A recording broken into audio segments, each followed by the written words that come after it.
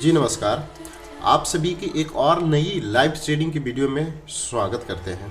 और आज हम लोग ट्रेड के बारे में बात करेंगे।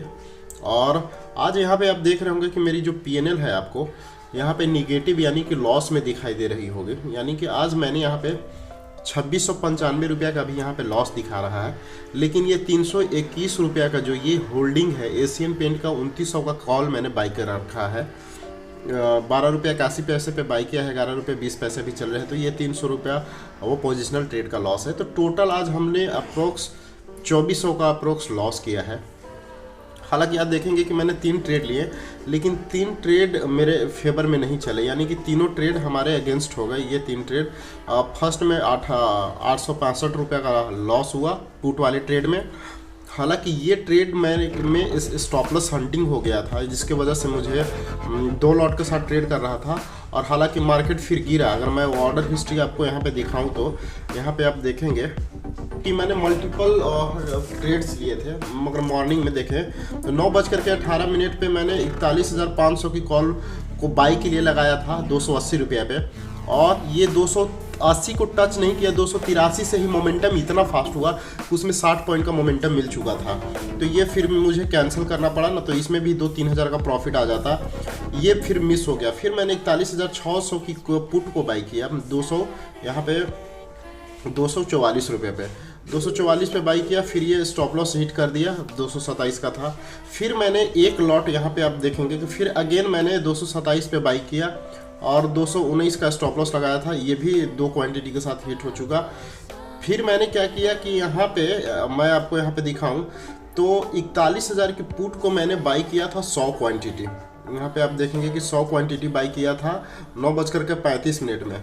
ये भी क्या किया कि स्टॉप लॉस हिट कर करके, स्टॉप लॉस हंटिंग कर करके मार्केट गिरा। और गिरने के बाद इसमें भी मेरे को 700-800 के स्टार्टिंग में प्रॉफिट हो रहे थे, लेकिन मैंने प्रॉफिट को बुक नहीं किया। मैं इसको सोच रहा था कि 100 के पार हो तो मैं इसमें प्रॉफिट बुकिंग करूँगा 4-5 हज़ार, लेकिन ये भी नहीं हो पाया, इसको भी निकाल दिया। फिर 41,500 की कॉल को बाई किया 213 रुपये पे, 200 का स्टॉप लॉस था, हिट हुआ। क्योंकि आज मार्केट एक रेंज में ही ट्रेड कर रहा था, इसलिए दोनों तरफ स्टॉप लॉस हंटिंग हो रहे थे। अगर मैं यहाँ पे आपको चार्ट दिखाऊं, चार्ट पे आप देखेंगे कि मार्केट जस्ट टोटली आज बैंक निफ्टी साइडवेज रहा है। ये बैंक निफ्टी का 5 मिनट टाइम फ्रेम का चार्ट है। यहाँ पे आप देखेंगे कि जो मैंने पुट मॉर्निंग में 50 क्वांटिटी बाई करके रखा था, ये वाला कैंडल ने स्टॉप लॉस हंट किया था। यहाँ पे मैं आपको दिखाऊं, ये कैंडल ने स्टॉप लॉस हंटिंग किया था और इसके बाद मार्केट एक गिरा भी था, जो कि हम लोग को स्टॉप लॉस हिट करके फिर मार्केट गिरा।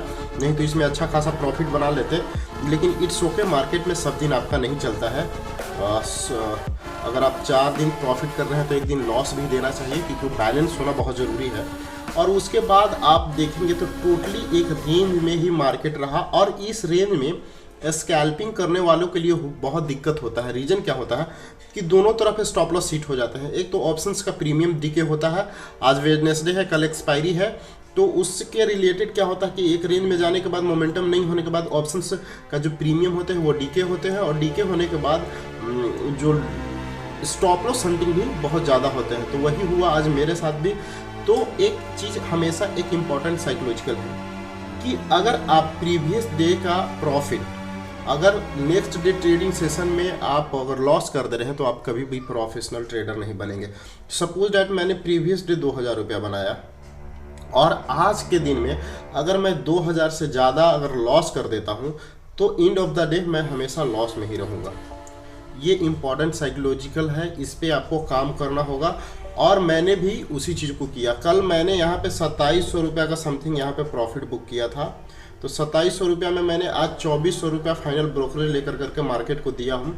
अभी भी मैं 300 रुपया प्रॉफिट में हूँ। तो ये क्या करेगा कि मेरी माइंड को इफेक्ट नहीं करेगा, क्योंकि मैं कल वाले भी पैसे में से अभी भी प्रॉफिट में हूँ। आज हालांकि मिस कर गया मार्केट में मैं, लेकिन इस साइकोलॉजिकल पैटर्न से आप ट्रेड करेंगे तो आप हमेशा प्रॉफिटेबल रहेंगे।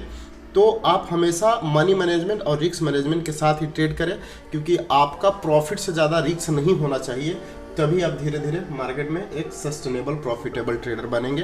तो मिलते हैं फिर नेक्स्ट वीडियो में। धन्यवाद।